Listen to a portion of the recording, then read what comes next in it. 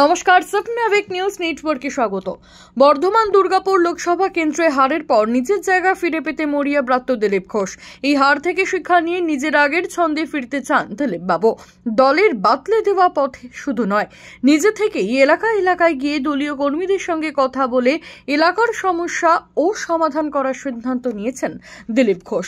যদিও এ ব্যাপারে সুকান্ত মজুমদারের পরামর্শ, যে কোনো পদক্ষেপ নেওয়ার আগে অনুমতি নেওয়ার কথা জানালে পাল্টা মন্তব্য করতে পিছু হটলেন না দিলীপ বাবু। তার পাল্টা প্রশ্ন, প্রোগ্রাম করার জন্য পারমিশন নিতে হয় নাকি?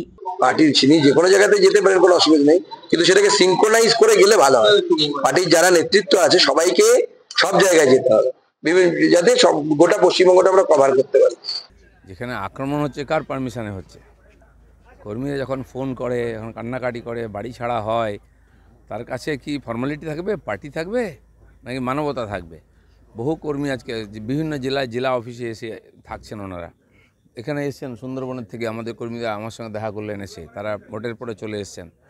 তো পারমিশন নেওয়ার জন্য, প্রোগ্রাম করার জন্য পারমিশন নিতে হয়, কারোর সঙ্গে দেখা করার জন্য কোনো পারমিশন নেওয়ার দরকার হয় না। চিরদিন কর্মীদের সঙ্গেই ছিলাম, এখনও আছি। পার্টির প্রোগ্রামে আমি 4 বছর ধরে যাই না, আমাকে ডাকাও হয় না, আমার কোনো মতামত নেওয়া হয় না, কিন্তু আমি পার্টির কর্মীদের সঙ্গে থেকেছি, সাধারণ মানুষের সঙ্গে থেকেছি, আর আমি সেটাই থাকবো যতদিন রাজনীতিতে থাকবো। আর রাজনীতি না করলে অন্যভাবে থাকবো, মানুষের কাছে যেতে কেউ কাউকে আটকাতে পারে না। চন্দন সেনগুপ্ত, স্বপ্নাবিক নিউজ, কলকাতা।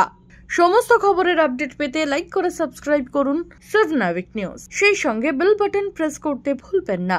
আপনাদের একটা সাবস্ক্রিপশন আমাদের জন্য অত্যন্ত মূল্যবান। জয় হিন্দ।